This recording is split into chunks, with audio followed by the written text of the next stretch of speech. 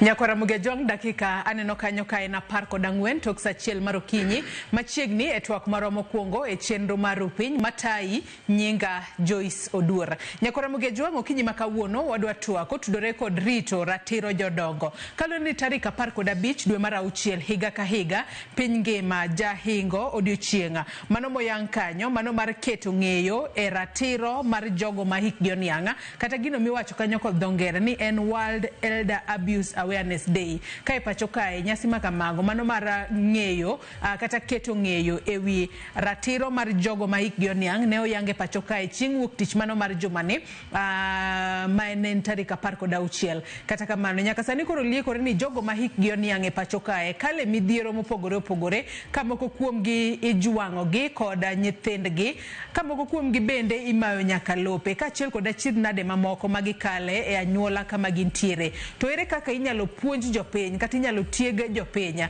ewi rito ratiro mar jogo ma hikgi oniang'. Kaloni ni jogo ma hikgi oniang' bende nyaka mi arita makare. To bende nitiere gwenge moko ma ng'ato ka hike oseniang' to jomoko koro chako wacho ni en jajuok. Bedo nang'o to ere kaka inyalo kwedi kata inyalo thir weche makamagi kata kweda makamagi ma jogo ma hikgi oniang' kale ere kaka inyalo tiekgi e pacho kae. Mane momiyo okinyi makawuono Nyakwa Ramogi jong abedo jahawi kendo antiere kae kod Peter Ochieng' ma en director mar social development owuok ka migawo mochung' ne wechego mag tije e pacho kae. Oyawre Peter ichiwo nade kendo machiegni twak okinyi makawuono. Yawre ahinya achiwo maber kaka siluongo na nyinga en Peter Ochieng'. Ada wacho kuma kumiluongo ni Migori County. Dala en Awendo sub county or Awendo constituency. Aja kamoro ni Kasgunga, Orembe, East Sakwa, East Kogelo. Tatiyo gi Ministry of Labor Social Protection and Director mar Social Development. To asebedo katiyo gi Ministry of Youth and Sports from 2007 nyaka 2022. Koro thoth ji ong'eya kaka ja youth, koro miyo nyaka na make that clear. Then from 2022 to now, the Quran is social protection, in particular social development, kumane director. Koro karo ripejo mipenja no endi, World Elder Abuse Day. Adwa ni mak mana paro no gikanye. Nyakwa Ramogi jong mana kakise winjo kata kakise neno mane wendo mantiere gode studio kinyi makawuono. Bed thuolo mar chwalo ote paro penjo moramora kokale namba mar ote machuo kari 3 Facebook ibiro yudowa achiel kachiel Ramogi TV X @Ramogi TV. Ka an bende nyalo tudri koda e Facebook page mara ibiro yuda Joyce Oduor, mbui mara mar X ibiro yuda @JoyceOduor_. Kocha kutwak marwa yanga Peter okinyi makawuono World Elder Abuse Awareness Day. Ang'omiyo ma en odiochieng' ma koro oket tenge mano mar neno ni otieg jopiny kata oket ng'eyo ewi ratiro mar jogo ma hikgi oniang' e pacho kae. World Elder Abuse Awareness Day nochakore 2006 kano bedo recognized with the United Assembly to the World Health Organization.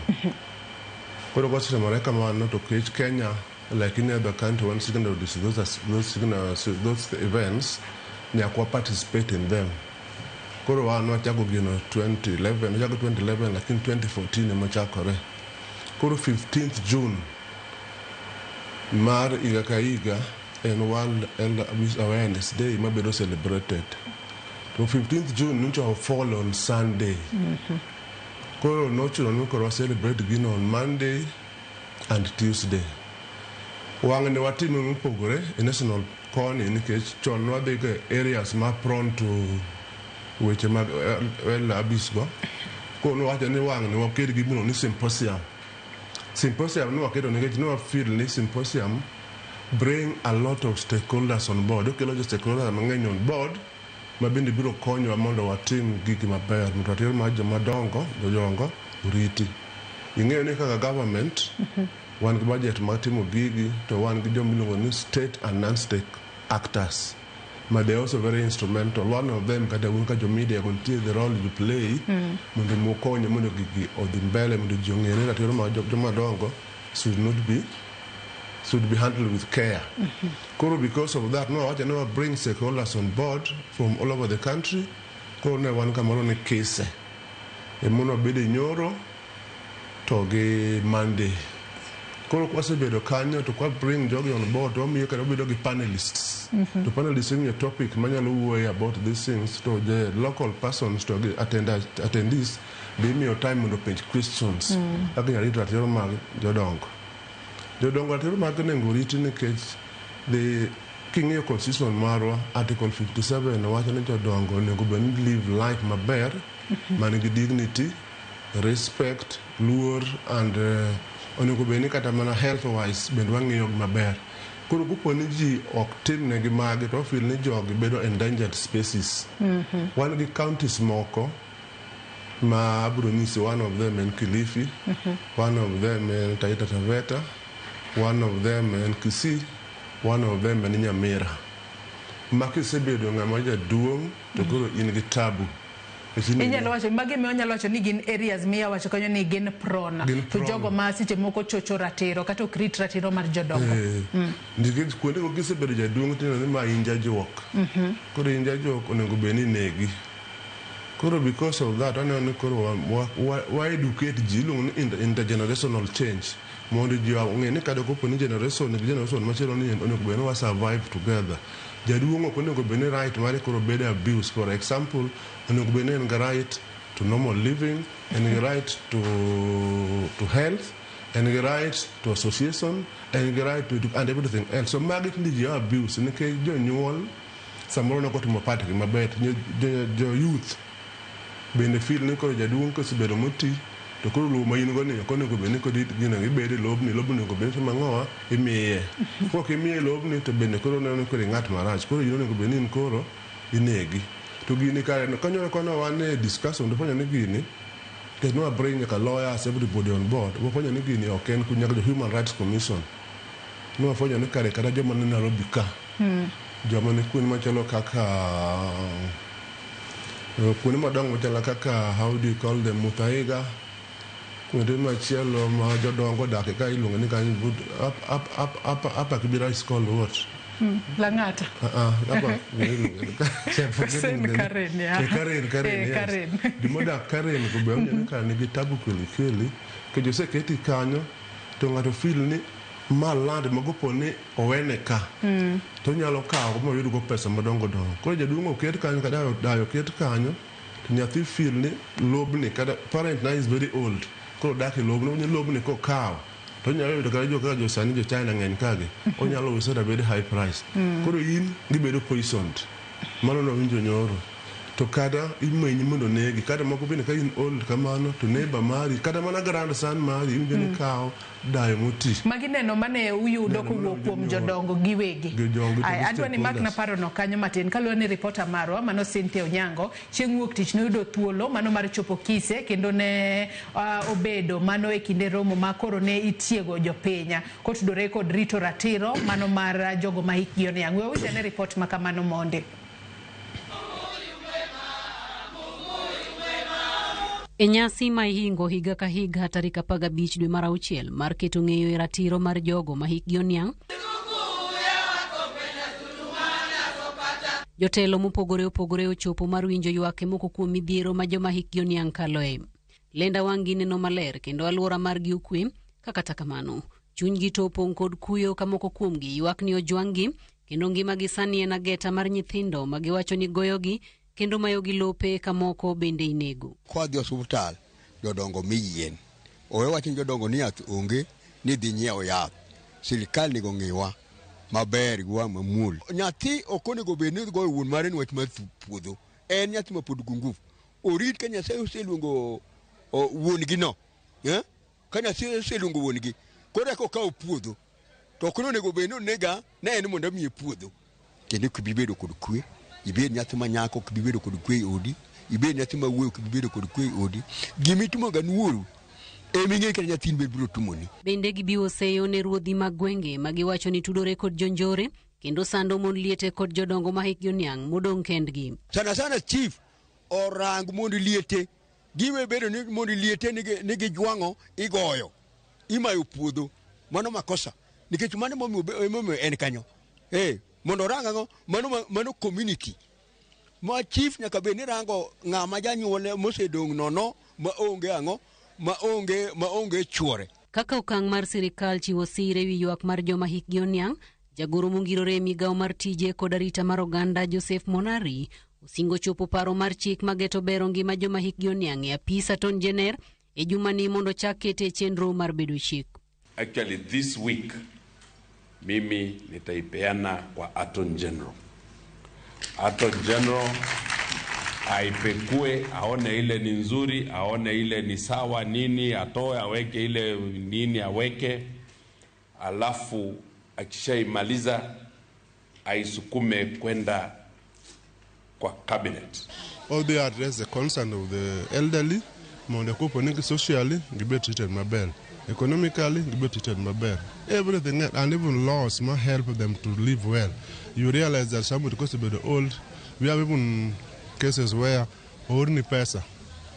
But you cannot know how to read. You can't at moro ma unge somo. To ko ne message money kan da kora nene karo se divert pesa to account mare. Jotelogo mag sirikal bende osiemo rawere ni othegre kod timbe mag rocho ratich jodongo. Wakenya wenzetu, especially vijana, shamba is not equal to your parents. Land is not equal to your parent. If it was not that parent, then you would not be in this world. Now, wewe, it's your turn to reciprocate, to take care of that old person. It is not your turn to kill that person. It is not. Hapa, sheria iko, we shall catch up with you. And once we catch up with you, then you'll face the full force of the law. Chenro makama biro dhi nyime kuom ndalo ariyo mabiro mar chiwo thuolo ne jotelo. Jokanyo kaachiel kod oganda ochiw pachgi e wi ngima joma hikgi oniang' kod yore makare mag resogi. Cynthia Onyango, Ramogi TV, Nairobi. Chenro makamano norumo ayango dichieng' manyoro kama koro ne ipuonjo jopiny e wi rito ratiro mano mar jodongo. Ka wadhi mbele kod twak marwa apita imbene ni achiel kuom directors mano chopo e kinde mane koro winjo wach kowuok kuom jodongo giwegi kotudore kod lit magikale winjo wechego mag lo, wechego mag seche moko mond liete mimayo lo, jogo ma seche moko ok rit e yo makare. Kata kamano in kaka jal mawuok e migawo mochung' ne wechego mag tije pacho kae ma bende ochung' ne wechego mag Senior Citizens Affairs, wanyalo wacho ni e piny Kenya kae wanyalo wacho ni data chalo nade ahinya to mago mag jodongo kata jogo ma hikgi oniang' makinde mathoth wanyalo wacho ni kale sand e lwet nyithindgi to bedo gino marach ahinya ne ma janyuolni mane opidhi bi bedo ng'ama duong' kisebedo ng'ang'ongo to koro ilokori kode idwaro mwandu ne to seche moko mwandu no ok idwa rito mondo mige yo makare idwa yake koro. Kalore gi census manotim 2019 Jodongo me Kenya gin 2.7 million, 6% of the Kenyan population. To our project by 2050, ginya kalokan, ginya to 10%. To Jodongo gin ngama age between 60 years and above. That is what the Kenyan constitution defines kaka ngama duong en. Koro Jodongo kisebedo 60 years and above, kata man kisebedo 60 years, to koro retire. Koro yin ngama jaduong. To gain mana 6% of the Kenyan population. Tengini youth 75%. Koro youth ngayon Jodongo ngetin. Ko Jodongo ne ko bene wa miyo respect so gidi koramo ne ko bene gidi sap. To ratiro magi ji osebedo ka nyono. Emo miyo sani nitie bill ma kaka PS owacho. Bill no sendike mono timo what we call public participation. Ma koro sani koro en ka Attorney General. From there the cabinet, because the cabinet to the National Assembly, to the Senate, from there to be a law. To kanga di maten kata kwa dhimbele ko twak maro apite iwacho ni nitiere jodongo sani gin na milion 2.7 magin 6% mano kata tamala uchiel mano mar kwan mar ji duto manitiere pacho kae kata kamano kwan makamano nyalo medore kalure ni wang'ini nonro makamae nogol higni mokalo chien kata kamano bendi iwacho ni nitiere moko kuom gwenge ma kalure kod nonro maru kaka unjogo manitiere migawo mochung'ne weche jogo ma hikgi oniang' e pacho kae nitiere gwenge moko ma jodongo toro kale san kata ok rit ratiro margi e yo makare. Kwang'iyo gwengego kit san ma jodongo gi kale en machal kose gipogore iwacho kanyo kaunti ma Kisii iwacho kanyo Nyamira, Kilifi kaachiel kod Kwale. Gido mana chalore in the sense ne achiel kuma tago ji ahinya ni lo. Lo no is a problem in Nyamira, Low no problem in Kisii, low no en problem in Taita Taveta, en problem in Kilifi, to other places like Bungoma and the rest bentie to kuma prevalent ainen kune mawachogo. Kuro ji inti perception no maji go di paro ga ne it is a right to be given law. Law is a gift. If you I have done a lot of work in terms of law. I'm not a lawyer as such, but I work with the Sport Disputes Tribunal, Masibede from 2013 to date. Kuro remember what issues maglaw awin jimbaber. Law wonumi as a gift. So you feel nikoro because you nyaka mi law makoro koko mi law no tini negi. Tingini sama ja duongo beti kaindi opuonjo nyithindo. Kose puonji to onego bene from there inyalo bedo kaka inyalo konyori. Law inyalo mi yes to konego bene koro ka inosetere school to somo se dio tam kuri fin law ni kende manya kodi tigoro mondo ne kata wuon nego wuon is not the issue. To ken law kende one cases mabende jo ne ngado se bedo kanyo to cases se bedo old ne ni na wich kodi negi timore Kisii timore Kilifi and timore in other areas koro feel ni jogo konego tim negi kama hindi nikech gen the right to live kado ni gimoni isolation ino dio boli kanyo mo boli koro you cannot take care of yourself because as you get old mobility might be a problem okinya move konego beni move kado mara rin tipo opportunity diseases mokuma biro because of old age although we must be clear on one fact here onge tuo mar jodongo they only come because of age koro gikonyalo maki to there are people mabe kada 80 years to live a very good life koro nego bene kanyo go konyo gimno healthy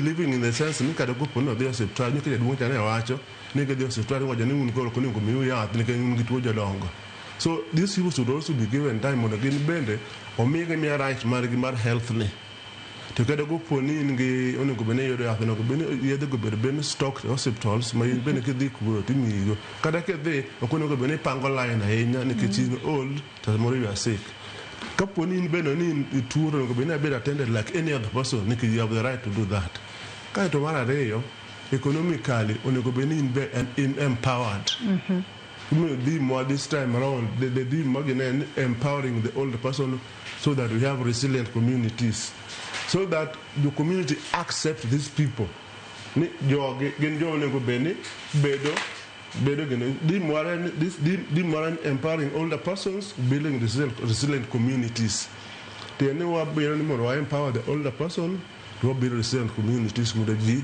onene ko kara kunga to retire to put any role to play in life ni chon kan wadongo ni ko ni old comes with wisdom to dande mudong tinde feel ni mano ko chuno gi wisdom no gene to wan kano bedo brought up ngeni chon nyiri matindo ne di de to puonjogi wan be jodongo puonjowa kato from there wadongo maber problem wan ga inye bende Kenya ka and globally and because of what we call urbanization you work from rural setup to look for what we call employment because unemployment is an issue in this country ko kama no setimore punji machon men cha tinde onge you have no time mi bedo golo gide mo krango gine and the children used to belong to the community sani oken kamano it is my child and my child he pardon kanu I pardon mine when amara indij gimari koro because of that punji cha onge koro ko punji bedo ma onge to beda problem to jodongo gik mo retire bende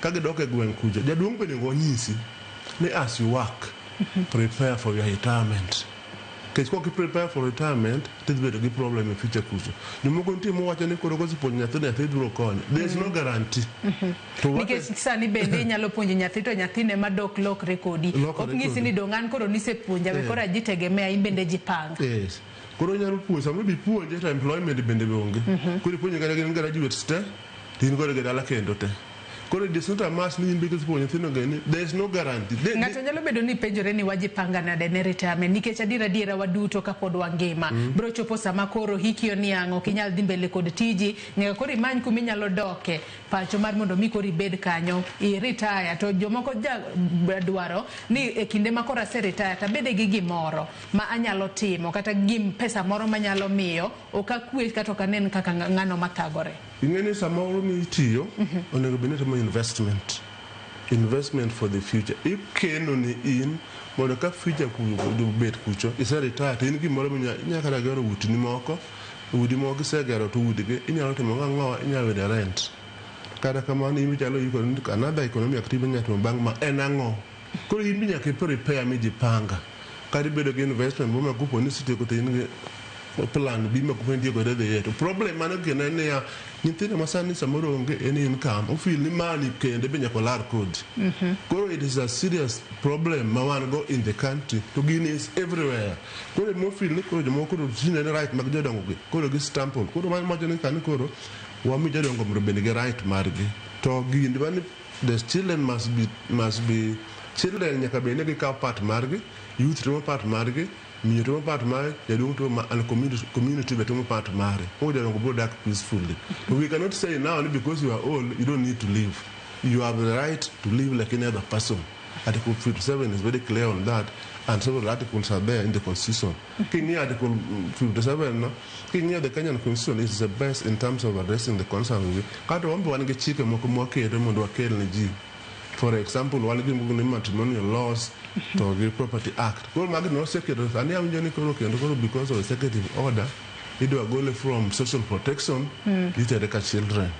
But you see now we have no control over the executive order. Although the policy might deal with elderly and positive parenting, because one money positive parenting, as much as handle to we feel as a ministry, knowing what him going positive parenting. Mondo mini karunya piyo ngerol mare, parent ngerol mare, community ngerol mare. We have very elaborate programs was on the same, but unfortunately, because of the executive order, I'm going to work last week on Thursday. We'll go from our docket to take the children. But because the year has not ended, we still have to execute this more tieki. Influence to ensure I need to be empowered. One family laws also be the model of team, be empowered, Jodongo, kick right magi. Watemango wanyon. Te iwacho kanya ni wantiere kod jodongo mano 2.7 e Kenya kae kalure kod census maendo setim. Okonyal wacho ni jodongo giduto seche moko gikale sanda kata gikale juang nikech gin mana moko kuomgi. Akia kuntiere kod data manyiso ni en adi kuom 2.7 ma seche moko irocho ratiro margi. To thothne kwang'iyo kaka gini timore. Gitimore kuonde mag dala kocha kose gitimore e bombe. Peter. Na wacho ni gini. No, one with various panels. That symposium no important. Not gather information. We don't have the monopoly of knowledge. We bring stakeholders on board. That the collect, more collect. So that the NGOs, CBOs, and other non-stakeholders maybe collect data, including some partners globally. Who bring this? Why you need a team? Rural setup kende na kuni nyol never the Human Rights Commission or what you need in a place called Mudaiga in a place called Karen and many other places rights magjogi bedo abused in the sense ni neba mero sengeni ntie miyomoro mutika madong kende kulo tinde nyithindo manana nyalo dhi defile kata ma motino. In any manner, better defiled, so that is just trampling on our rights. To Mararia, Jadung Mutikani, Bengato feel in land minty kani is very economical for them to use. What do I negi very globally? Toke where man Kilifi, ni cases ngama old is a witch. Kisi ngama old is a witch. And this place is in a better academy lula and reckoning Mogana Jadung Muti in a Neka in a witch. Go to Yin, Okonego Beni, the Bedukuni. The Monty Mochani or cow, Modo Dag in a tender or the book our parents, the Buga Dag, or in the case, they are endangered species culture. Koroman is a problem. It's not a problem. It's both cosmopolitan and also in the rural setup. The rural setup anymore because of the setup Marguen. Yes. Atonyaka sani wang'eyo ni e pinje moko ma seche moko dongore mano maloyo piny Kenya. Wayudo ni e pinje makamago nitiere kata kuonde ma seche moko tengi ni ng'ato ka hike oseniang' to inyalo tere kata e safe house makamano to bedo kuro to seche moko ichulo kata pesa moro dwe ka dwe to koro in kaka ng'ato tirito ni janyuol mari e yo makare. E piny Kenya kae migawo mochung' ne weche go mago mag rito jogo ma hikgi oniang' e pacho kae bende osebirane kod chenro makamano kata bende wantiere kod kuma ng'ato ka seche moko oneno ni anto janyuol na ni hike oniang' kalure kod kit tich matimo adich kinde duto ok anyal yudo thuolo mar seche moko dhi rite kata pacho kocha kata seche moko ndiko ng'at mar mondo mi orite dala to jomoko timbe gi jendeke seche moko nyalo kata sando janyuol ne bende nitiere kuonde mwanyalo wacho ni gin safe spaces ma sirikal ma pacho kae kata osegere pacho kae ma ng'ato nyalo tere janyuol ne mar mondo mi orite makare kaka achiel kuom neno ni orit ratiro mano mar jogo ma hikgi oniang'. Mano nitie Kenya ka, and it is done by our ministry. Nitiere in places rescue centers in Kilifi, Kirinyaga Rescue Center, and we are also going out to do it in other places, but you know it has financial implications. Koro nitiere rescue center, bedo bail for job modongo gi jodongo gi mabedo misando gi mondo gibed kuonde mo gine safe. Koro mano nitiere Kilifi, wan gi Kirinyaga Rescue Center and other places. To Guinea is not done. What feel ni the best thing is not to put them like that. Because someone can say bedo kono to wan gi stakeholders ma di kanyo to koro tero chiemo kanyo to miyo gi lewni to miyo gi blankets to miyo gi to feel ni jogo bed ni ogibed accommodated in society. Kono bed ni jitenga gi kamano nikech we have not reached that level. Because kwa ngeni kwa mane it means ni pod obro time to feel ni jogo no go be integrated in the community than isolating them. Isolating them is good, yes, because when it is so bad, but we also feel sometimes we need to integrate them. Kilifi, for example, ne oro nye wan gi videos moko ma iyudo ka ng'ato odhi bedo attacked. The youth ma kona sitiyo for long ni emitiyo godo. Koro idhi iyudo ka ng'ato ng'ad limbs ne te. Kose ng'ad limbs ne te, koro konyal. Koro such a person onyalo kawe titere rescue center. To kiwe mano, the government be nigi elaborate programs ma wan godo under what they call Inua Jamii program. Mondo wakony go the elderly gi bende mok nyal. Koro mago kosegere gi rescue homes go to wanyalo konyo gi bende to ok ni jomo ni rescue homes kende mikonyo. So long as somebody is 60 70 years, wachako chiwo gigi from 70 years of age. Ema koro ng'ato nyalo mi stipend moro of 2,000 mondo konyre godo. Koro mago be programs ma wan godo to konyo jogi endi. To rescue homes cannot be in every place because they are giving huge financial implications. But we are trying our level best to ensure at least we have rescue homes, especially places ma Guinea is so predominant. Tikuni moko ma ene prevalent kabisa mpogore kuonde moko. Guinea nitie everywhere else, but tikuni moko ma en so serious. Kaka Lulandwa, wanyalo wacho ni gino ken very serious, but we have cases I will note from my own sub-location mangato no kawo wuon gi moneko. Because Negila Rolo kuro Rito mana wuon gi sama dhi Rito to dhi ng'ado ng'ut. Asremore Luland kuonde mang'eny be koro ji timore gino. Koro law is an emotive thing everywhere else nikech dhano ko ka school osetamo to feel ni en koro lobni kuro mar bayrat ma in ko pod in kanyo nego be ni kuro kata ka gine kaka bedo kanyo ni kejo nego be ni sewe ne lo chon kejo nego be ni sepa koro is a problem. Atoka lure koda wanyalo wacho ni achid nade mopogore ma jogo ma hikgi oniang' thoro kale gwenge mopogore opogore kata e kuonde ma bendi wacho ni gin kuonde mwanyalo wacho ni gini thoro timore moloyo kuonde moko kuma wacho ni elder abuse and prevalent moloyo kuonde moko. Bendi nitiere okenge ma jogo ma hikgi oniang' nyalo chwalo godo ng'ur margi kata report margi e yo makare kata jogo ma urito gi nyalo chwalo godo report e yo makare nikech kata kopogore kod weche go mag laro lo ang'eni mano bende nyalo chiw report e yo makare. Nitiere nyaka jogo ma hikgi oniang', jogo ma joma mine ma hikgi oseniang', moko kuom gichocho kata ratiro margi e yor bembo. Waseneno kuonde mopogore opogore. Bende nitiere kaka ginyalo report cases makamago e yo makare to bende cases go kose report gi e yo makare to ere kaka seche moko ka gisebedo reported to ere kaka iluwogi mar mondo unene ng'ama hike oniang' ne oyudo ratiro mare kotudore kod bura manochwalo. there's what we call multi-sectoral approach. Multi-sectoral approach, and it bring other stakeholders on board, including line ministries. Like for instance, the Minister of Interior, the Chief, a Sub-Chief, and the rest. DC, DOs, and the rest, they are very instrumental implementing government programs. Kulo kupone Ratiro marangato obede abused.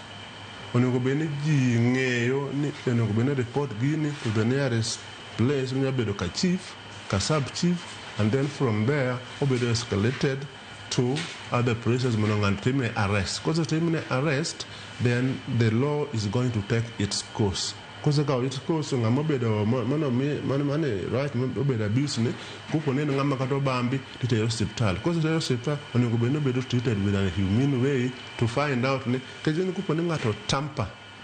You know what we call even when somebody has been defiled. Ninti time span mo kupone okao kapo report it. And then their clothes may should remain the way they are without being tampered. Man who are the because kupa pane timo mistake maroni karakada levi ni mano tuyu doka we go lochon evidence la ingene court mora will act on evidence. Ka evidence onge to collapse on arrival. That case was a collapse. Kuro magi watima kuro wange jo hospital will be involved. What the first thing any or report ka police don't or report ka chief kada sub chief. Then they organize the police. Police do an arrest. Or they do a police station. Because the police station, they kill the MOH here. So MOH kindly, they escalate this thing to court. From there, evidence will be gathered. Justice will be seen to be done. The same thing can happen. They have a reporting mechanism. To one from our ministry, in all the 47 counties, one gay officers make kwa. Kudo kwa wino nika dangat more right may be abused to be compromised. Professor Mego kudo to the record joge mondo make sure right maring ngat mo be abused or be compromised. They know what to do. To beneni tire successful cases makamago musedil godo minyalo wacha chelaria dek moro mar ngat mastemo koni dua malo to unka ka jogo ma senior citizen affairs officers kata jogo ma konyo e rito ratiro mar jogo ma igione ang'udhe bu konyo. To kopogore kod mano iwacho kanya makare ni winjo beni ichwalo kata report ka ruodhi. To report mano akelo kanyo winjo ka jaduong' moro complain ni yudo ni ruodhi moko kata chiefs moko gine mache moko gitudore kod jogweng ta inya mond liete ma ikgi oniang ema thoro kale mateka hinya kima ilo to seche moko kia kata no ringo dhi kanye emu yako ni ko we chief no what makes sure no one go officers make on the field. Kulo gin be gin ko bene gin ke mechanism for finding out what is taking place. Gin ko bene ke visit places kare guntin sensitization forums mabe organized like now kana hold in Nairobi kaindi. It was also being held in other regions, in other counties, to sensitize on the same. Right, might have been abused. This is what you need to know. Police breach your number. So that this thing chief opponent so somebody will get to understand because any multi-sectoral because chief opponent sort change sort change don't hotline need the police don't sub-county officer social development did a county director social development did a MOH. All those people take there's a way one of them will get to win this tomorrow and Robert abused. So action should be taken. So once the action is taken, to be gathered enough evidence. Once you have enough evidence, we now leave it to the law enforcement and the court and the judicial do their part. So that is what we do. Except cases, I may not be able to have the facts, but that is what mechanism must get in place. Major officer in the field. This is what you need to do. From there, give evidence go, so that when you have a case, you will be the witnesses. They should not be compromised, and more than not, they cannot be compromised. Because you be compromised, what will you from our end here again? Then their job is on the line. So they also know in the best way. But you know there are challenges in this world because you don't do more. Nyathine kada biro defined kada dawe moro biro defined kada they said this thing out, they settle out of court ngatimiyo asoya kwa winjo mano then we rise to the occasion and do our part. Jomoko bende wacho ni thuolo donje ko kaluwoni seche moko time gi ng'ama nitiere anyuola kanyo koro gikia ni gitim gidwa ni gitieke kigen gino kikuogo oko. And those are some of the things moko mano is no. There's nothing of thuolo donje ko because ng'ato kose they file dayo muti. Kado they file jaduong' muti. Kuyo wacho ni thuolo donje ko. You are not helping to solve the problem. Problem ni pod remain kodika. Nikech ng'ani will still be left here. To koro kone kwasete mogini to the next one. Kone ko bani action ikaw decisively mondo kaw ne ng'ani action mondo the kubukane nyatwe mondo twe. Yes. Kaduki chien matin, adwa ni wadog chien matin iwacho ni nitiere e gwenge ma wechego mag chocho ratiro, mano mar jogo ma hikgi oniang'a thoro bede mang'eny ahinya kata kuma prevalence rate nitiere malo e wechego mag elder abuse, nitiere safe houses moko kuma jogo nyalo dake. Penjo manyalo bedo ni ringo e wi ng'ato. Safe house kanyo koseketgie, gibedo ka gidak kanyo kuom kinde no duto kose ang'o matimore ka gisewuok kanyo pod gibiro dok e anyuola masando gi kose ang'o matimore. I am an example gimoro nitie Nairobi ka Kiambu mijwa Oruma en Kiambu ka gina a build place manning everything in your blankets in your kuneni and everything else they are fed there. Kuro mano konye gimo kuro kupo ni en very unsafe and kanyo completely. But after some time we can try to integrate them back to the society, but we must confirm ni kamagedo okay again is safe. Nikech jonge tene mon mo dikaw ng'ato ndo akonye kata bang' jagedo kama en unsafe. Kuro mago timore to we look at ways several factors kaponi ko decide ne to watimo nang'o. But kaka mjima Oruma kani kanyo to aneno ka en kama ber nti wadhi kata last year kunti that's other non-stakeholder take actors ma bende konyowa mondo gibed kanyo safely kuro gibedo fed give me everything else and they are feeling okay. To feel ni man is not the best, we feel ni we'll find a way in which then the duong muti kala dayo mutini onego dak kodwa in the society. Mok ne kuro bedo ni kuro yana kujengani you feel so isolated, and solution is something that is very bad. To ikinde makoro bendu temo mar neno ni jogo ma hikgi oniang'a odaka kod joma moko e anyuola yo makare. Ere kaka seche moko jogo manitiere familia, jogo manitiere e community kata nyuola kaachiel kod mago jotelo mag kor gwenge mopogore opogore ginyalo nywako lwede yo machalo nade mar mondo mi seche moko ka gineno ka nitiere ratiro mano mar ng'ato ma hike oniang' medwa chochi, ginywako lwedo mar mondo mi gineni wach mar rocho ratiro kata ratiro mano mar jogo ma hikgi oniang' otieke pacho kae obede gwenge ma gini thoro timore kata gwenge mamoko.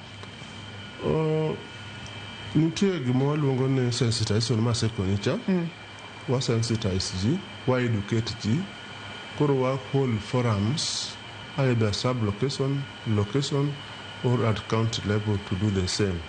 In the same breath nitie kata mana pesa michiwo ne jodongo ni endi iyudo ni jaduong' chon no ji dhi to ji riado e bank to jong'ang'ani kawuono to jodongo yudo pesa koro ne kose oyud kamano to ng'at moro dhi to ang' dhi attack jaduong' ni gotieno koro no wawuok from there to wadhi e gimiluongo ni e-citizen ma koro pesa be idhi through e-citizen timigo Safaricom line mari kose iro Safaricom line mari koro bedo mari mok you don't need to go to anybody mondo ng'eni kawuono jodongo yudo pesa.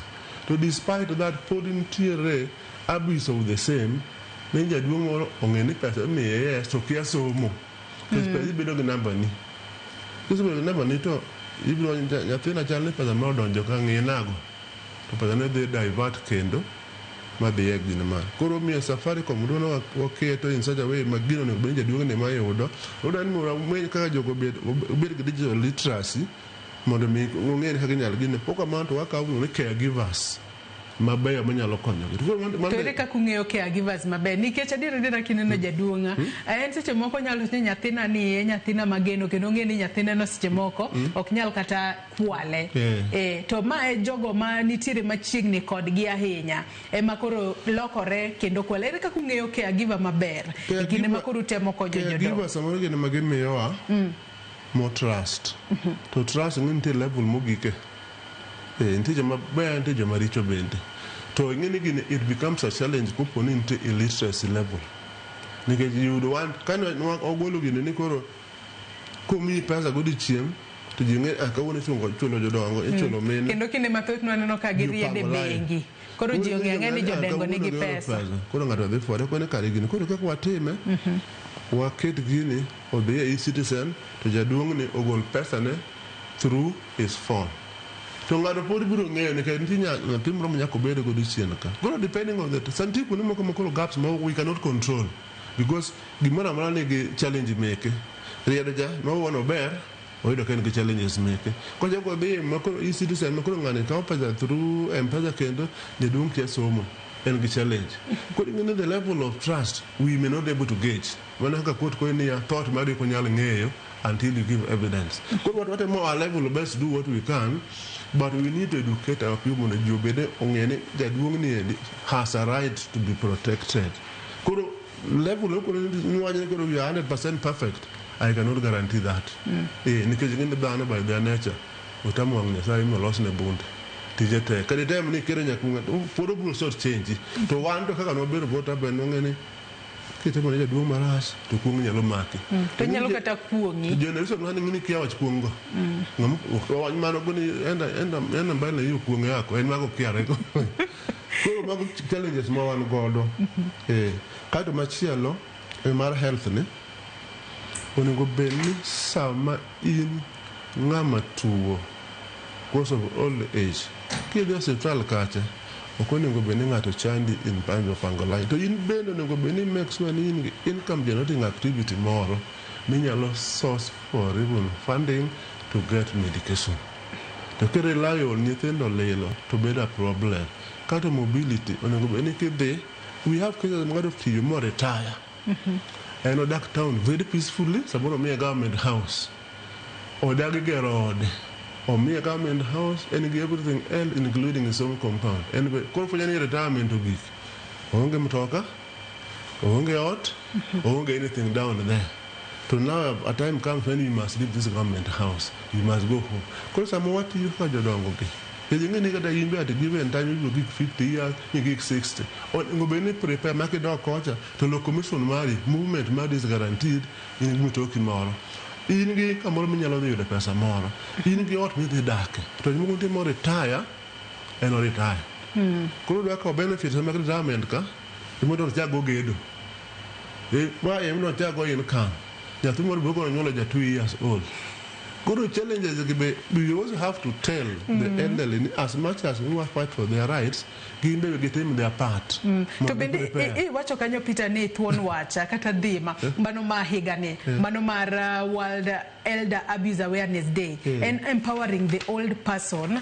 mar mondo mi kata so that we have a resilient communities u empower gi yo machalana u empower gi e kinde ma podi gitiyo koso u empower ngato ka koro se retire ochopo igni 60 kadhi malo. This empowerment should start from now so that you get to know that for you to be empowered you must start saving from now so that when you not so that people need say work and retire to need say ikore for retirement koro wan maroni what prepare now and in the future but now again we have to prepare you now because eventually if you retire now cannot get them mano. So we are still telling these other people ni joge be konyi wura konyi kan be ni mano getemo that they are part and parcel of you must accept them kuru kuponi pesa nembro yodo kikumai kuponi an old person kikuna ne kuru mai ni en kuru koromo mondo dagi e onego be ni nege kikutemne mano mara reyo kuponi nge pesa ne moro kikumai kuponi nge lo moro kikumai. You get all those kind of things. Go look at Martin. Kupona those hospital, me medication and all these kind of things. Can't until laws be located in place. Can't kuponi ateno te makama nti penal code. Munga ne kuponi nti theft te moneka makama. Can't nti corruption. Those things. Who are exposed to these things? Maga gimbe kone kuponi ngato trample on your right. What do you need to do? What are the medication mechanisms make it in place? Kuponi right may be abused.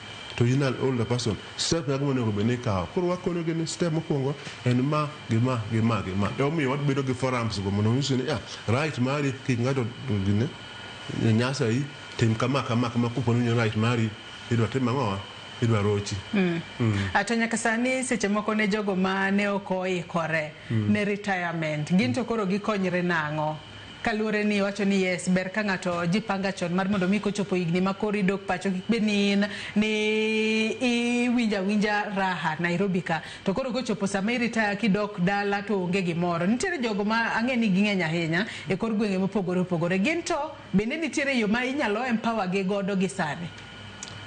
Well, empowerment in this case, I never got appointments in the community. Mana megi.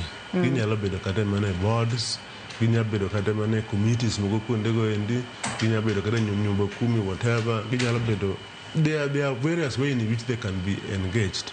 But you see, the east or west home is best. Project dungni beno bene aikora, ni kana ngo maber Nairobi ka. Onego bena build a similar house Migori.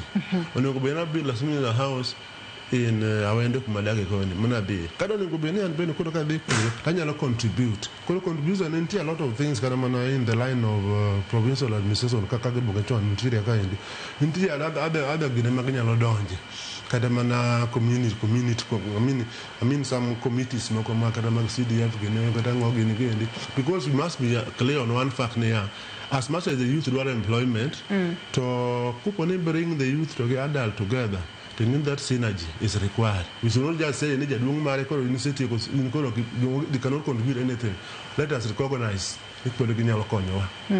To adwano wakaw yeyo madundo ka waduogo to wang'ene bana kawasewacho ni nyaka sani koro piny lokore wang'eyo ni chon ji ne oketo maino margi e wechego mag goyo dala ineno ni ng'ato ka higni moko sechopo to ng'ato nyalo wacho ni anto we kora dog dala ane kuka nyalo gero kuma bobedo kwadoke tadidira pita kwang'eyo generation mwantiere godo sani jomoko sebedo debate moro sebedo ka dhi mbele ni ang'o momiyo ng'ato gedo dala to seche moko dala kono ithoro mana dhie kata dichiel e higa seche moko Disemba kende adaki ged Nairobi ka paro makamano benabo dwa mar mondo mi suma ne paro mariek ne ji kalure ni weche mag retirement iwacho ni ujana ni moshi ai kila ng'ato bro bedo jaduong kata bro bedo ng'at ma hike oniang kine mabiro mbele joma nitiere kod paro makamago winjo bed ni giloko paro kose gitim nang'o nyakora mugia jonga dwa na kaw yeyo madundo gi sani ote magi benabo bedo ka somo bang' yeyo mwaka gi sani kikidhi mabor.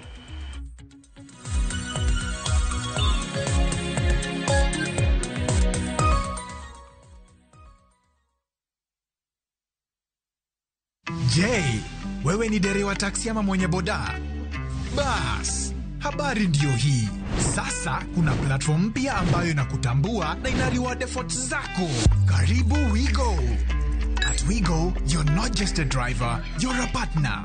Enjoy the lowest commission in the market, only 10%. No hidden fees, no stress, no drama. More of your money now stays in your pockets. Na pia kama unakagari kako idol hapo nyumbani ama kwa kayad, wewe pia omoka na WeGo. Kujiunga na WeGo ni rahisi. PSV license, good conduct, legit insurance, ID na logbook yako. Approval ni chap chap bila drama. Drive when you want, earn how you want, and enjoy the best driver commissions in the market. Download WeGo app leo kwa Google Play Store or App Store, or SMS WeGo to 20425. WeGo, let's go.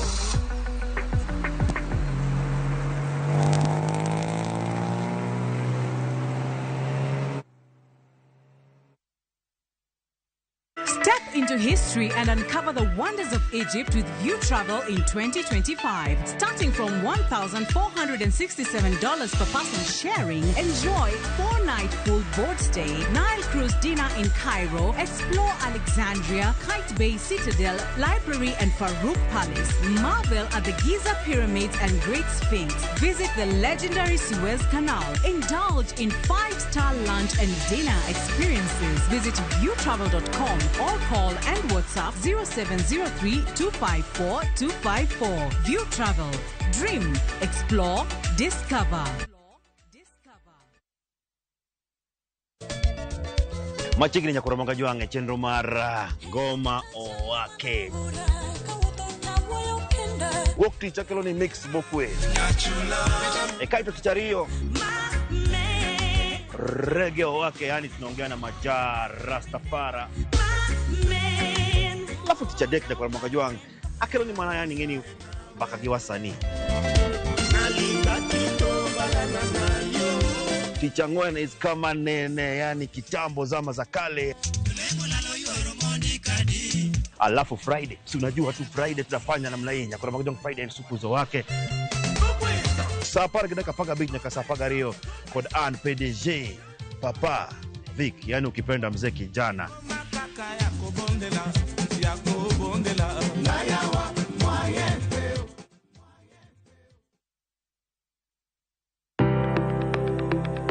En gima konyo e ngima mapile, to ok en gima ng'ato dwaro e ngimane. Bedo gi ngima maber miyo ng'ato dak e ngima maber. Kapok achopo kama dhi osiptal mamiya yath, ang'oga ang'o manyalo timo. Riwri gi Ruth Otieno e penj laktar, ka wakelo ni paro mag jolony, paro mag reso ngima ji, kod sigendni majiwo ji. Sickle cell en tuo mawuok kuom jonyuol. Koro ka ji pok okendre, ji onego gidhi e pim mondo ging'e ka gin gi jin mar sickle cell.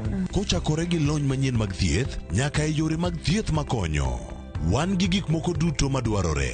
Ka injo kaki wuotho to kawira maki wi bari seche te idhi adhi sifel wacho ni anadwani mondo kawuono pima remo. Penj laktar wuok tich nyaka tich abich saa 12 odhiambo mana e Ramogi TV.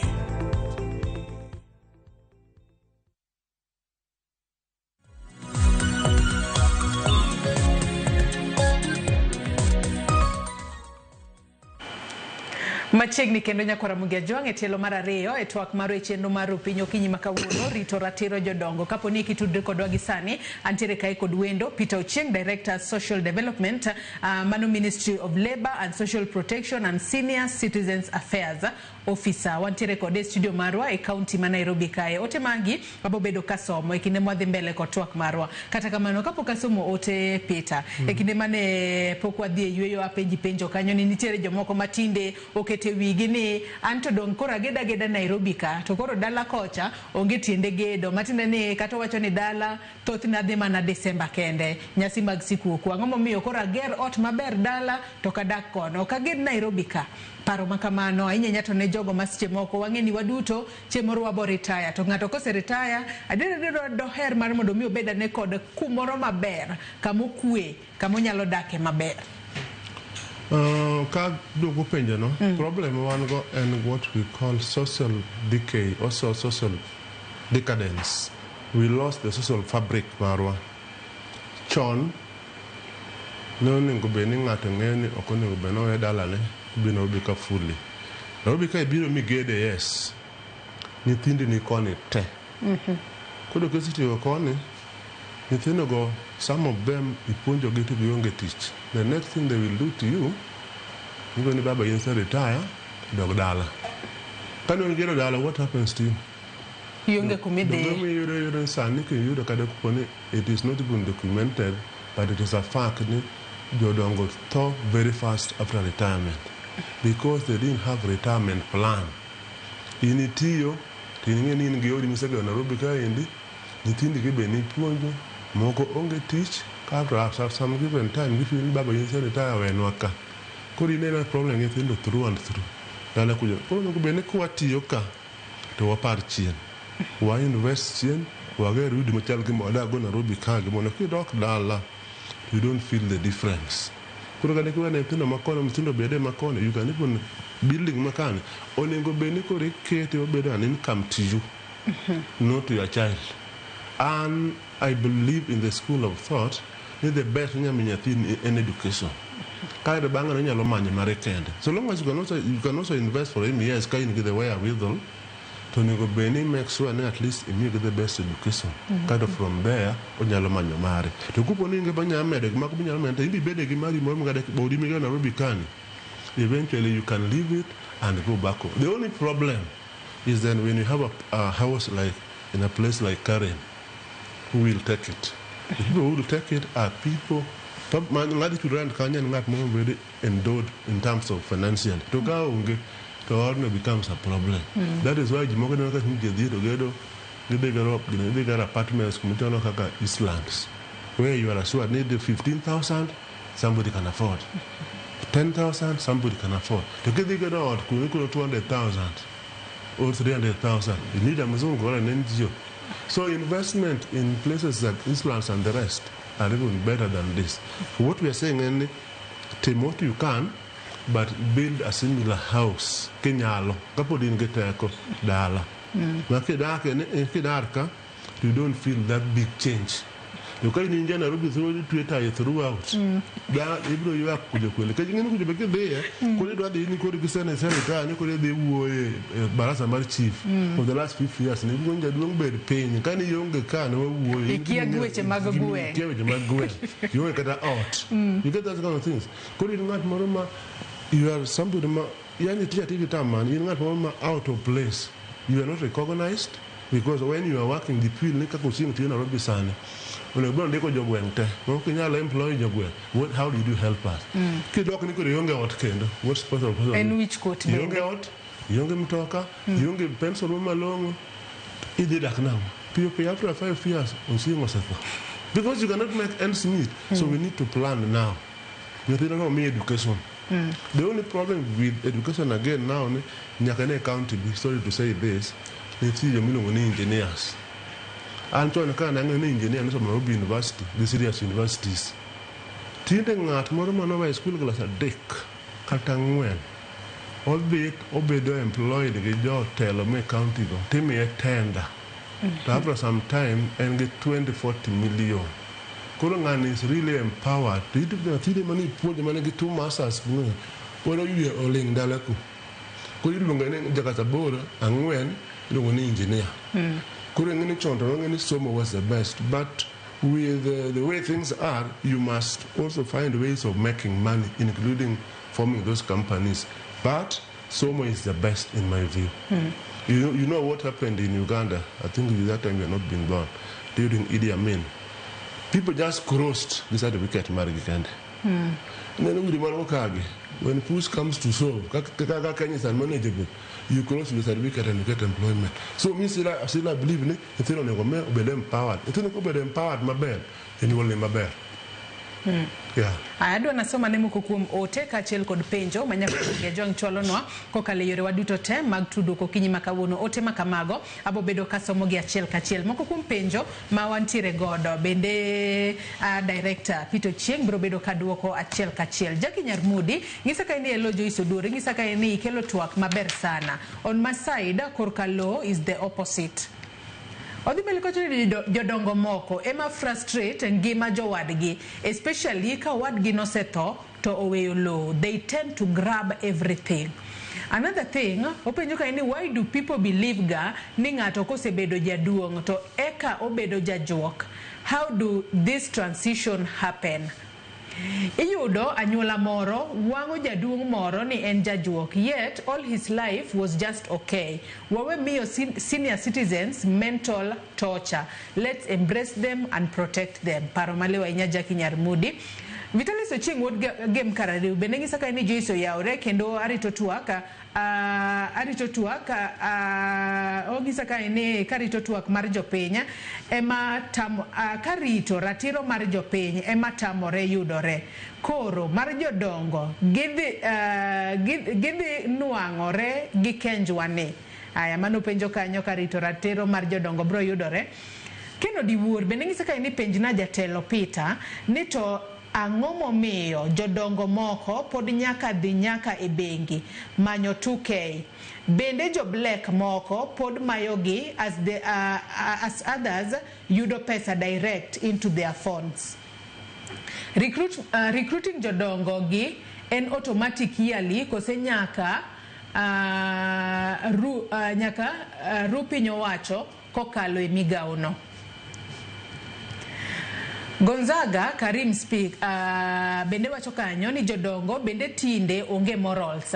Gin ma iloso kod gi video maricho e TikTok kendo gitengo miel malich. Adwano makmana oteno gi kanyo mar mondo mi director Pito Chieng oduoka ne moko kuom penjo ma iyudo kanyo. Winjo kanyo ka keno duoro penjo ni ang'o momiyo jodongo moko dhi e bengi mar mondo mi giyud 2,000 to moko to yudo direct e simu to chenro mar rwako jodongo program makamano timore yearly kose ng'ato kose donjo kanyo kochopo higni 70 to obo bedo koyudo pesa no nyaka koro giko.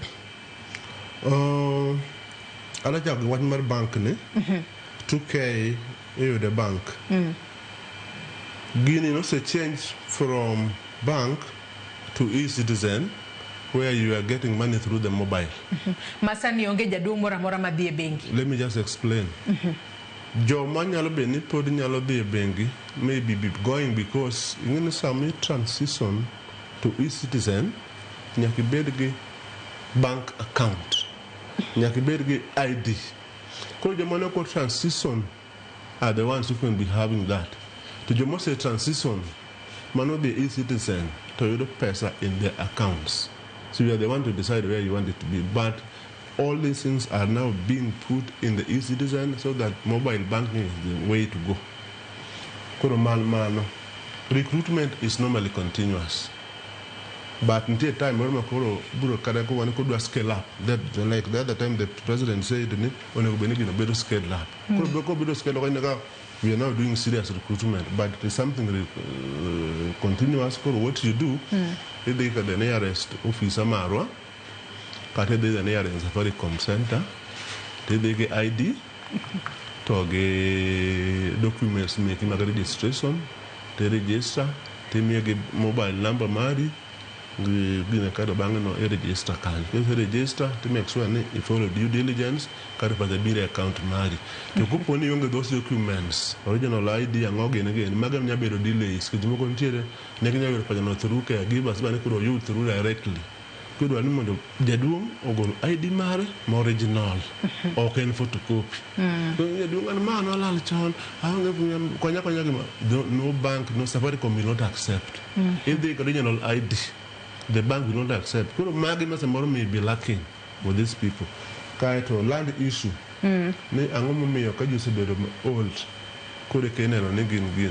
That is just stereotyping. Stereotyping to be perception, which is wrong.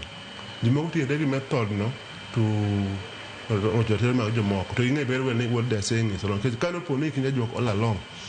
I'm going to be only what ninja do. Don't get a language, you're going to be okumi to get younger power to protect yourself. You're going to know set to Tamuru Pina Midwar. Tinegi, take our no, take our okumi. This idea of no at the old Magan stereotyping, ma neither here nor there. Could Magan Miriambo. For example, Kundima law is a problem. Inika, Tinegi, Kadanga the Kaulopina. This is what has happened everywhere. Kai to Kuro Gimon witchcraft.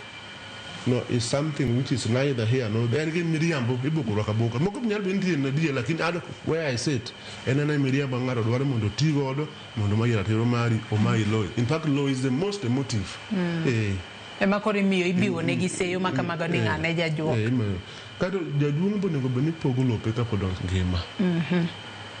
This problem of people in low where low, is a problem. Section man no better problem ni ke ngamoto widow no ati ni ndi chore ni refuse to do his part to the chore ne oko decide in time to pogulo no ko decide in time to kabmuno ngana ngoa what we call title deed angai kada me era ma ai to the man ngi number to ngam title deed there are very few. Very simple amount of money they chore me be title deed they can land but me the people don't want to do that. Gina kon ko ka ci mo se tone ko yene ko yori ma da ma awido lope ni ke ko ro ne mo ko nyol kalente no nyolo itena not ke bu odia seleyan ko problem is back to the elderly, is back to the parent, is back to the husbands. Man time kanda lo nitie the man law the man the documents man law be get out of it in time kanda they will in time. That will is everything. Kisende ko will my wajane mo ko ne lobne is mine and my wife. Ko kisende ko kamar ko ne Rito Chieng and wife. To nyika man yo ka nyende. Ngini sir ko successor. Iko jongene in the event no Chieng to the wife. In the wife no to we make a man we were being told yesterday. The other way of going about this thing. Mo ngene ko poni Chieng give me problem. Nikini Rito Chieng because the title deed is mine and my wife. Kuponi jaw not ahead of me, it is mine. Kuponi not ahead of my wife. And marriage could man solve everything. To kuponi get him that successor.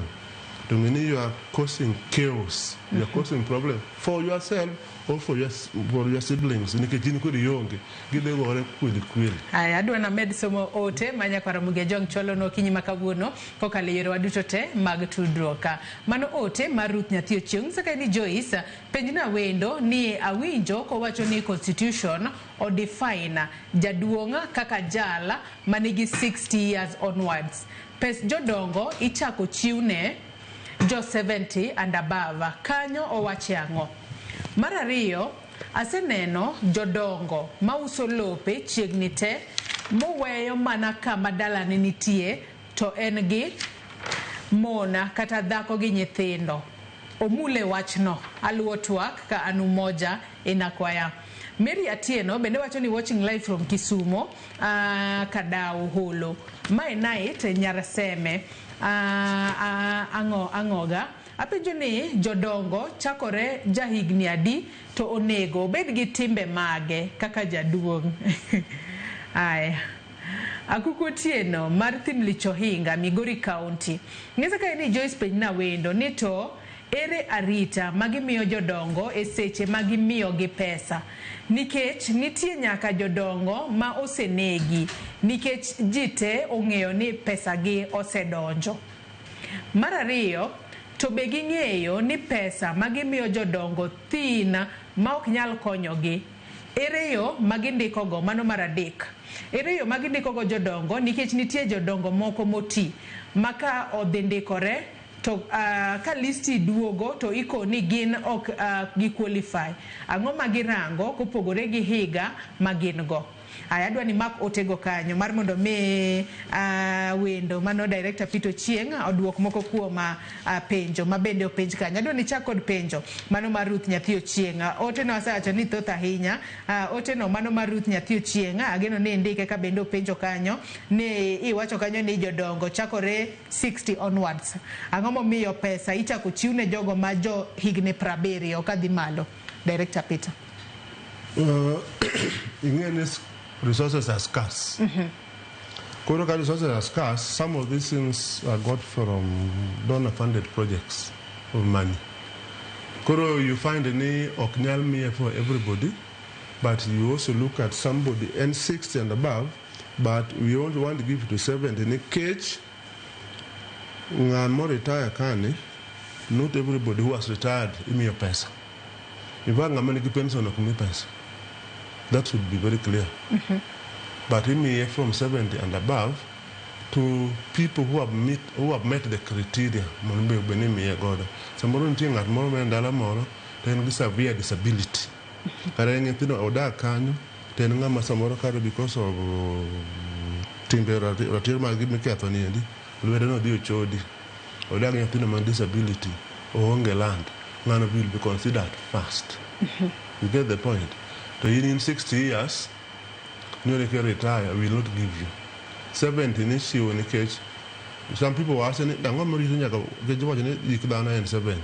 Modong and a couple of marriage. What did I want me reading only 70 years? It is because of scarce resources. To Beninga to Penonia did you don't need such a ma in deco, Jodong. You don't need nitty Jaduong Moroma, did a draking Hikoniang to such a magnic rook listico duogo, Theodoka enonge list. Gik makamago angoma kelogi. Gimanya lokelo mano akuni for instance now one no safari come kuri person. Koro gi citizen. Kaja duong onge documentations. Majala kaka ID and all the rest onge number marsim and the rest ginego. Kuru mane manya kelo challenge no. But onge ngapo nyalo di avoid jadung over 70 years ni okomigi no. Tiene some more conditions mo ketigi. The condition na nyako bedi gi ID to gi severe what for poverty. Survey manotim. Survey never reveal the poverty index magjogi. Could poverty index no be source of factor to the location maintain. Could Michael saying it to get the right documentation to me person. To go pony some maybe one reason or another documents giyonge. Kata jo modak or they go to doing it in time. Some could better be listed. Manu may be a challenge because some of the doing of work effectively. The doing will reach on the chief of land there. I did doing land to go pony in your reach to the Moda go be reach against him. He might miss out or oyo gino riche to onge documentation, to onge original ID.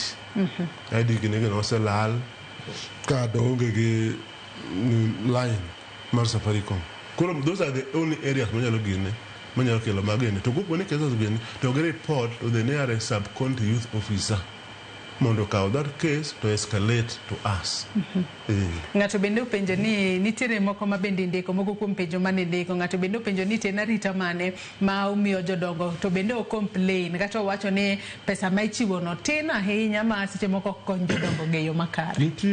People are still in the past. Pesa ni ichiwe through tindi ichiwe e yor maleng'leng. Makuponi chon jema no bed announced. Announced in the sense near na ka jodi ka jama ngany ka ngati moreka imano pesa jodongo to bendi neno ma jodongo ka nitiere kanyo koro they become we advocate ourselves no ande ka wonde me wa pesa kuri ya timati mene chimbe ne njore do ko biro mai pesa to sani do kuro in you are the problem you kada mi my problem ke somebody case o mote de nya timore me pone trust ka timi trust ne ka timi longo kuro de wuli yiro ka ta en mo jago biro jaro se mario do mai pesa ni endi pere oda vate ni account mari kuro gimoro ma wacho ni wada chiwo maximum security to ngamo se mi pesa may not be easy. We can only be make it security sa me pesa to following every miseni ko order for the ka miseni ko big it maber gidala ni what interest do you have with me is me pesa why do you want to follow me koro security moro ni ko order wuoth ni ko no achiwo ji kada ji alo par alo bare kada ko order wuoth we have to go to every home to find out whether they're secure. It's not, and that is why we decided ni pesa ni ko chiwe through M-Pesa in city mari pin and city mari kuponi reveal don't go one have no control. To jogo makoro wacho ni pesa no tin ahinya ni oge kaka okonyo jodongo to bende kako tin no seche moko biro okalo kata lewo kata dweche adek kapok obiro. Mago nyalo biro because of logistic challenges, but eventually it comes. To gimoro ni en small kado ng'eny no gimoro chaw gi one step kata increase accordingly. To nyaka sani wang'eyo ni 2,000 no sebedo kuom kinde. But you must be aware most of these things through donor funding projects. Yeah, Kuru will scale it up depending on the allocation that we get from the government and from the whatever. But we have no control over that. Once it is increased, well and good, we'll do that. But as for now, that is what is happening. What is the qualification of being an old Muslim? So how do you answer that? There's a behavior pattern to carry God himself. John Jodongo Ningi honor themselves, respectful, carry with them with a lot of wisdom, but now there's not even time for them to show their wisdom. Jomoko bende wacho ni moko kuom gi miel amel e TikTok.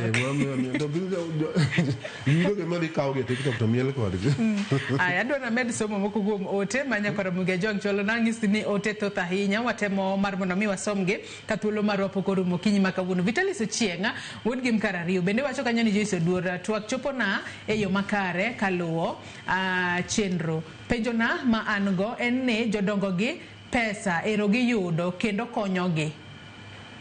En ni jodongo gi kendo konyogi okenge mar rito gi ema podi poko ket moromo kuom monj magi kaloe. Mar ariyo osendikore mo qualify to okawe bende pesa ni biro mbele yude gi ng'ama owe chiena oben min ode kata wuon pare or nyithindo. Mano penjo maliwa ahinya kose kotho to wachne orumo kamano. To ka isebedo kiyude titho ing'ade kuom thuolo maromo nade to koro ichunge. Injinia Lazaro Kanyambongi bende wacho na yie kod mzeno dhano sama onyuol nitie gik moko adek manyaka oketie mind mare. En loso familia mare, loso yorege mag retirement in future kod tho. Magi gik malazima e life manyaka i plan for. Invest kuom nyithindo through education Feri dala. Mano Injinia Lazaro Kanyamboka mar Kariobangi Jamaguye Kanyada East. ka bande jaki bende wacho ni nitiere jok moko makia tuoche jodongo kaka dementia, mano ginyalo luongo ni jajuoka nikech gikia tuoche wich tuoche wicha mamako jodongo. Aya, mago mana moko kuom ote manyako Ramogi Ajwang chwalo. Ka wadhi mbele gi twak marwa pete, winjo kanyo ka Vitalis Ochieng' wuod game karariwo penjo moro maliw ahinya. Ka jaduong' owito ngimane to sebedo ka oyudo pesa makamae. Pesa makamae ing'ado chiwe kose jogo maweyo tiena pod inyalo be yudo access ne pesa makamano. Pesa ichiwo per individual or per household. Kuro kapo ni household nigi people man with severe disability, that can be given as demonstrated by the survey motim in that particular house. Ko wine kana ne odni nintie nyithindo moko ma so much disabled, then this money can be given out. But once the mse dies, it means the next person must register. Because kopo ni iwe no the bureau automatically, it will not come automatically. And now that it is going to somebody's number ndi biro bedo a system of the Safaricom ngeni na Peter Ching is no longer there. We want to know what happened. Kopo no to death certificate, all those documentations, because more dinyalo forge ngata. So we must prove beyond doubt and verify beyond doubt ngana settle. Ko settle, the other person can only come in because below 70 years of age, or it is confirmed beyond doubt you fall within the severe disability or they fall among the severe poverty index. From there can be given the money. But it is not automatic. But as in this condition, manyaka a low mother yurigina. Kuro manu gina. Kaito ngata wajede I agree ngama wajene dementia and the rent to jumok manyalo ngata wiyero chore. Kuina ni ngama ngo. Inyalo nene kaka jajuok to chemoko jikia. Kuro jodongo motiyo sani oti maber, ngeber gi treatment plan maber mondo kik koni kosedhi kucho. To in case of kind of abuses man go kuro embe nyaro chore. I'm not saying ni money is the only factor. I'm only saying ni wan kaka jodongo waikre and we invest in our future and the future of the children. To nyithindo bende or respect the madongo. So the only problem I have with that is the urbanization one. Everybody's in town. Kuro monethindo ngama jodongo moti ka bene tochon, to mopoko tochon ka bere ngi kelo kwani ngapo jogi yonge. Kuro nyathi ka environment plays a big role on what you become and the kind of friends you keep. They find your character. Kuro gi samo in donge town go throughout. Jomi donge slums. Ni ngagi crime re ni ja crime through and through. Environment is very important in the growth of somebody, and urbanization is a big problem. To get what we call the influence of the Western culture was they adopted wholesomely. People don't want to go back to their homes. Agriculture, embrace. Agriculture is the backbone of the economy of the country, and even us. Big economy is very important to a youth masani according to man. It the next day or so. Maname Jodongo Ulu am alone tap ne. Kanga no Jodongo Moka Olomodongi Mate. What I want to say on that, they are doing Kupono down, Kupono or dark the Nithende. Nithende going to provide for this mission. Unogobende will show interest, no bend your people. Mangat nyalong ngiyo in Fiji. Kadang ini jodongo kada mana poliga maseta. Wala na jethro wajane ma manyalo rita. Because of the way you carry yourself. Because you will need dialogue throughout. Okay, do in everything else. Kada bangi do animu kadi okony. It becomes a problem. That's why I told you earlier near land is a motive. But for your father to give it to you is a gift. Magari money lo nyaka pogi kulicha. There's nowhere in law. No wajane lo nyaka pogi kuli. Wasteful thinking. The law depends on evidence. Not ni man no niko benete mareka part ngado kwa sababu nyaki kelo evidence. Kuro mama.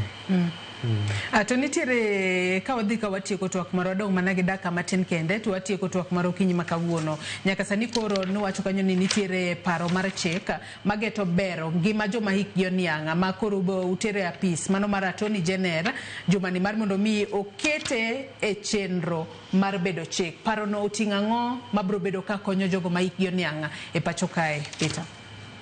Paro no oting'o empowerment mag jodongo. Empowerment. To the rights mag jodongo and how they can live a dignified life after retirement and all that. Money magino tingo mang'eny in summary. Nikech ng'eni kata nitie gimoro healthy living. Mago bedo captured kanyo. Rights of the older persons obedo kanyo. Obligations of the community in the older persons ondik kanyo endi. Mondo men swani ng'ato thrive in a community when accepted, he can be empowered, onyalo enjoy his right possible as a citizen. Magi ginondi kanyo in summary. To bende kinde makuru kedo mar mondo mi uneni orit ratiro mar jodongo. Jodongo go ahinya to mago modaka dala e kor gwenge kuonde ma seche moko gin remote ahinya. Gin bende seche moko nitiere kod forums ma seche moko keto gi piny mar mondo mi gin bende ging'e ratiro margi mar mondo mi ka ng'ato ocho nikech adiera ok inyal kendo ne ratiro mar ng'ama kia ratiro mare ni to enang'o. Wacho seche mane wawuoyo ka mbele chien kanyo ni wan gi offices in all the 47 counties. Core officers gintie officers mekwa ma sometimes with development partners, sometimes with NGOs, CBOs and the rest, we hold forums to talk to the elderly. Like right now, one forum in Nairobi. You must be aware that this thing was also being done elsewhere in all the 47 counties. Kuro, one of the things major officers got in a sub-county, a county, is to talk to these elderly persons and tell them rights making. To iluongo gi kuonde kaka mage mar mondo mi opuonjgi kopogore kod mar Nairobi kae kor gwenge kuonde kaka mage magi thoro rome. Gigin test kuno kako en nyalo bedo kata mana hall moro in a given place where you, or you can even put it in an open place depending on where people can easily access. Kuro mani mi loso gi the kendo ka gitime to kotime kende otime gi the other ministries on board. In multi-sectoral approach, all the ministries I told you here is very important for mobilization. To get there, to get lots of guinea, in a center, or in an open place, or in a hall that they will have agreed on. So Jamakamago, when we bring people on board, including the media, to help them propagate, to expand the same. It's not felt a lot. But I'm sure that this is what was happening. We have even reports here of how people are holding them in various activities, in various counties. Report one hold around Makama, give all the pictorial and all those kind of things, and then they send to us. Yeah, Kuro Magi forums meet your order to Monokonjo Dwangane, rights Magu and 1, 2, 3, 4. Kidwa register 1, 2, 3, 4. Even so big or 10. The only problem is sometimes somebody is too old to go to those forums. Now will be word of mouth. If they can come, the better. But if they cannot come, what do you do? Yeah. Aya, so manemo kum ote kae mugi kae takao pachi mugi kawati kutuwa kumaroki njima kawuno. Hii wacho kae okingiswa nyingi ni to empower the old economically. Banks should not set age limit to get loans, especially those who can get pension loan. Mama ikola Omaro Kachola. Hii wacho kae ni we need to respect our grandfathers and grandmothers mano callings. Nyakora bugejong magomo kukum ote maucholo no kinyima kawuna tema henya. Marmondo mia soma ote magitulu maroki makawuono emaneno karumu. Peter wach ni mogika watieko. Pension the other way, banks are very careful when they are giving loan because of the risk involved. You look at 57 years of age. If you need loan, will not be take 1.5 years so that they give you time to retire. So once you've retired, for them to give you this one year, unless in manage income generating activity. Koro wach mogik en kama. Girone wacho ni en intergenerational. They know from one generation to the next. Onego beni ji te bedo involved in empowering the elderly. So that once you see an elderly person being abused, police report into the nearest enforcement officer, law enforcement officer, mondo rights mag wasegi kik be trampled on. Mar ariyo, who are say but in their part mondo lead a good life after retirement, which means they must start preparing now for their retirement. Nyithinde bonego beni jonyuol gi mi respect, gi treat gi maber, nikech eventually jonyuol gi nigi wisdom manyalo pass negi, gi knowledge, to gin gang'o, gin gi blessing ma ginyalo yudo from jonyuol gi. Kwatimo kamano, kata mar adek owe kawo ni jaduong' kosebedo moti to en jajuok. It is not a mass. Magi miriambo, mago stereotyping manego wuok kuomwa. Jodongo gi endi en ani ng'ato ka ng'ato nitie stage in life. In an adult kawuono, in a youth, in a child. Mago stages ma dhano nyaka kale. So it doesn't mean ka ng'ato en old to koro en jajuok. Mane kadanga tiek. Erokamana Nyapito Ching, Director of Social Development, Ministry of Labour and Social Protection and Senior Citizens Affairs Officer kumka utulu Mario Kinyima kawuono mar mondo mi bi wabed kod twak maket kod manya kwa Ramogi Ajwang in benda goni erokamana ahinya kuom bedo kodwa nyaka gi sani mwachope giko mar twak Mario Kinyima kawuono. Ageno ni winjo kanyo puonj mang'etha mar mondo mi waduto waikre ne retirement to bende wakweda kata wathir chenro mano mar rocho ratiro kata ketho ratiro mar jogo modongo pachokae kata mar jogo ma ikgi oniang' pachokae. Waneno ni waritgi yo makare jogo mantiere kod tim mar mayo jogo ma ikgi oniang' lope kaachiel kod luongo gi jojuoka en gino marach ahinya. Magi gin mana jogo ma ikgi oniang' kendo gintiere kod ratiro mar dago ngima maber mana kaka in kaachiel kod an. Nyakwa Ramogi Ajwang akaw yoyo madundo gi sani chenro mabiro bang' ma en tedo gi chiemo gi jai lieta. Kik idhi mabor.